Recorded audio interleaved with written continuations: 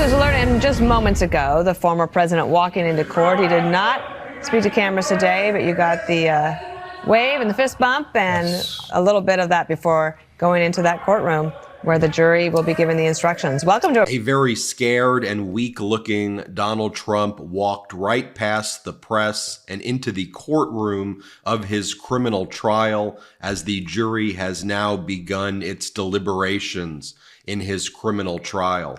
Justice Merchan has instructed the jury about the law in the case, and jury deliberations are now beginning. Before Donald Trump showed up to his criminal trial, however, he was frantically posting on his social media. We did not see Donald Trump give the usual press conference where he whines and complains, but he was doing a whole lot of it on social media as he was heading to trial when deliberations are about to take place. Here's what Donald Trump's been posting on his social media. He goes, "NDAs are totally legal and accepted," all caps, exclamation point. Except Donald Trump when they are to engage in unlawful conduct like the falsification of business records in connection with making hush money payments to interfere with elections. Donald Trump then posts in all caps, "Defense of counsel, defense," exclamation point. Defense of counsel defense. I think you mean reliance on counsel defense. In any event, I know that's the new term that you just learned, so you say it over and over again. Reliance on the advice of counsel or advice of counsel defense. It's not called the defense of counsel defense. But in order for you to invoke the advice of counsel defense or the reliance of counsel defense, you would have had to testify. You would have had to waive attorney-client privilege, and you would have to admit to the underlying criminal conduct, but say that your intent was vitiated by the fact that your lawyer gave you bad advice. That is not what your lawyers argued. Your lawyers argued that the $420,000 that you paid to Michael Cohen were not reimbursements, but were for legitimate legal services that Michael Cohen rendered. So it was you for not testifying and being too cowardly to testify and for not waiving attorney-client privilege, and your defense team's strategy of saying this was legitimate legal expenses. That's why there was no advice of counsel or reliance of counsel defense. I know your lawyers tried to ask for something called a presence of counsel defense, but a presence of counsel defense is not something that exists. Your lawyers just made that up. You either have an advice of counsel defense or you don't. And Justice Merchan made that very clear. You could have availed yourself to it, but you didn't. Then Donald Trump posts the following. The DA's office was allowed to go on with 5 hours of bull yesterday.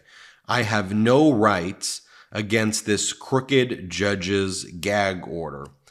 That's a non sequitur if I've ever seen one right there. Your lawyers could have went longer than 2.5 hours, but they gave a 2.5-hour closing argument. The prosecution gave a 4.5 to 5 hour closing argument. Justice Merchan did not limit the length of your lawyer's closing arguments, nor did he limit the length of the prosecutor's closing argument. And a gag order, which precludes certain types of extrajudicial statements, meaning outside of court, has nothing to do with closing arguments. A gag order is extrajudicial, meaning outside of court, and it simply limits your ability to threaten the judge's daughter, to threaten the jury, and to threaten witnesses. Why you would need to engage in any of that type of conduct other than to commit further crimes is unclear, but I think we all know what you want to do. But a gag order has nothing to do with limiting your lawyer's ability to give a closing argument. And your lawyer gave a very poor, meandering 2.5-hour closing argument that basically threw your children under the bus and said, why didn't the prosecution call Don Jr.? Why didn't the prosecution call Eric?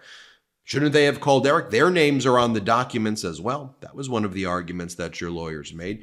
Your lawyer also held up the smoking gun documents where your own former chief financial officer and your own former controller on Trump business records showed how the reimbursements were done to Michael Cohen, showed how the money was grossed up in order to try to conceal the reimbursements and to make it look like the payment was for services rendered. It's on the documents. But your lawyer argued to the jury, why would this document still exist if my client Donald Trump was guilty? Wouldn't you have expected that this document would be torn up and destroyed? So your lawyer was essentially saying that the people who worked for you should have committed other crimes. Those were the types of arguments that your lawyer was making to the jury, whereas the prosecutor went through the call logs, the checks, the business records, the evidence, admissions by you on government ethics filings where you called the payments reimbursements. But I digress. Donald Trump then posts, "They don't have a crime and they know it." He's not done posting. I mean, just think about this. This all happened, all of these posts, in the past hour. Post. About a dozen plus posts. I'm not going to read them all to you, but this is what he's doing right now. And then Trump goes, "Kangaroo court!" exclamation point. "A corrupt and conflicted judge. Reliance on counsel. Advise of counsel." He doesn't know how to spell. "Not allowed by Mershon. A first. His rulings on a case that should, according to all legal scholars and experts, never have been brought, have made this a Biden-pushed witch hunt. There was no crime except for the bum that got caught stealing from me. In God we trust!" exclamation point. And of course, Donald Trump has to invoke religion, even though he is Donald Trump. Donald Trump says kangaroo court. Again, he talks about the reliance of counsel thing. It's a first. It's just they spread the lies over and over again. You could have had an advice of counsel defense if you did what any other criminal defendant who wants to invoke advice of counsel defense does. Say you committed the crime, but blame your lawyer. Waive attorney-client privilege. Say, I committed the crime, but the reason I committed the crime was because of my lawyer's fault. It was the lawyer's fault, and therefore that is why the crime was committed, and I don't have the intent. And then you have to go and testify, and you have to say that. But you didn't want to do that. More posts from Donald Trump reposting reporters. This is unlawful. This is brazen, blah, blah, blah, blah, blah. Then the grifty post from Donald Trump. Hurry, supply is very limited. Never surrender coins. Newly released Trump mugshot gold coins.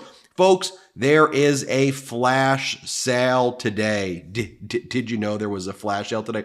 Oh, by the way, last night I got one of these emails from Donald Trump. I got first, defend me, claim your camo MAGA hat today. This was right after court yesterday. I need your support more than ever this week, so buy a camo MAGA hat.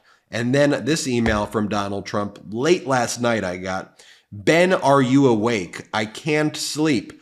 I can't go to bed until I hear from you. Please, please, please respond before midnight. Right now, all I can think about is you, Ben. That's what Donald Trump posted last night. And as the instructions were given to the jury, Donald Trump continued to fall asleep.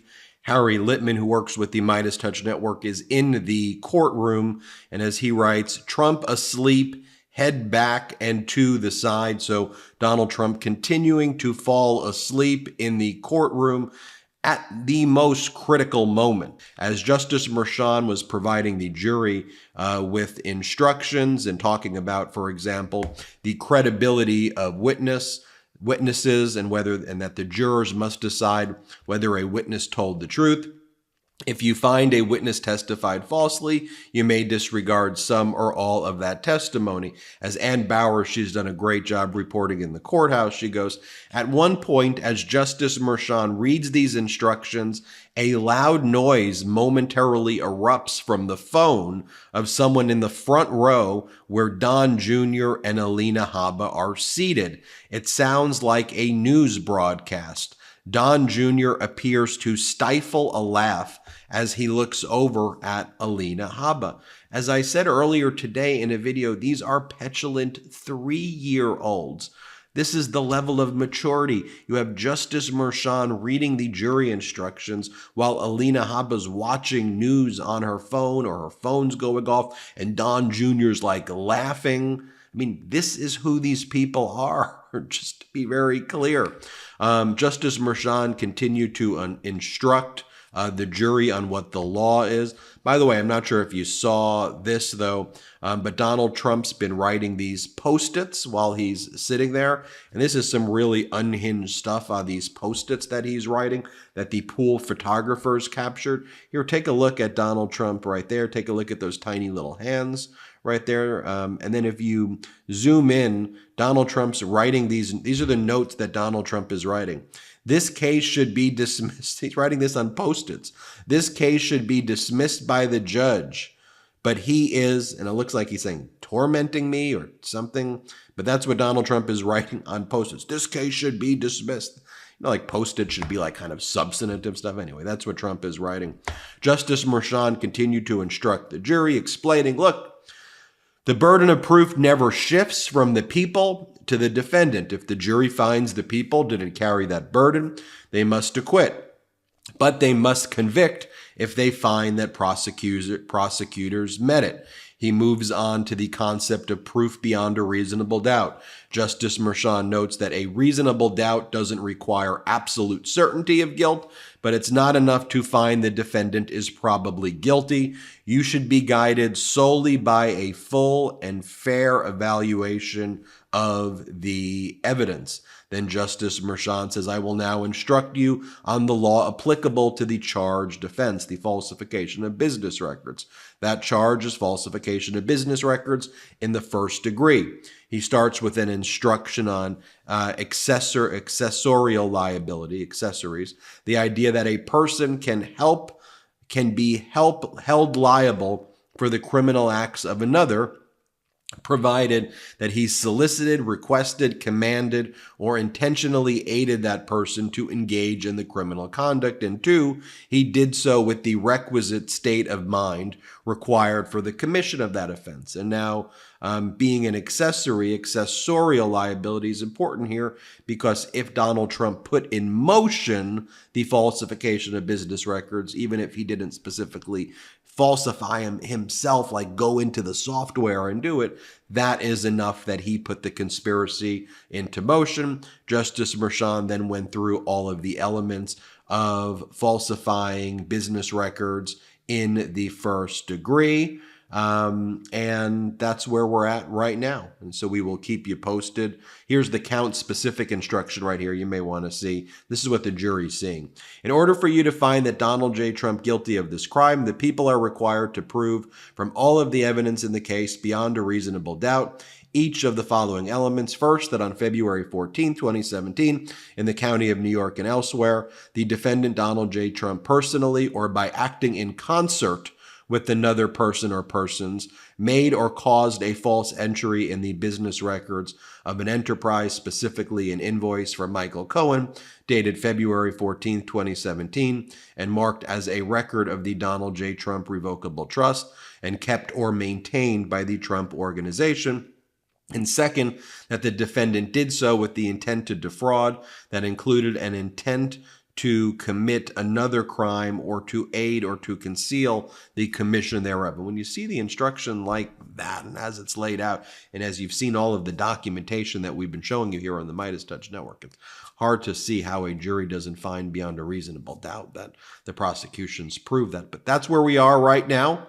We'll keep you posted, of course, as the jury deliberates, and we'll be back soon if there's a verdict. But make sure you keep checking the MeidasTouch Network throughout the day for updates, because if the jury has questions, if the jury requests documents, we'll be giving you updates throughout the day. Thanks for watching, and have a good one. Love this video? Make sure you stay up to date on the latest breaking news and all things Meidas by signing up to the MeidasTouch newsletter at MeidasTouch.com/newsletter.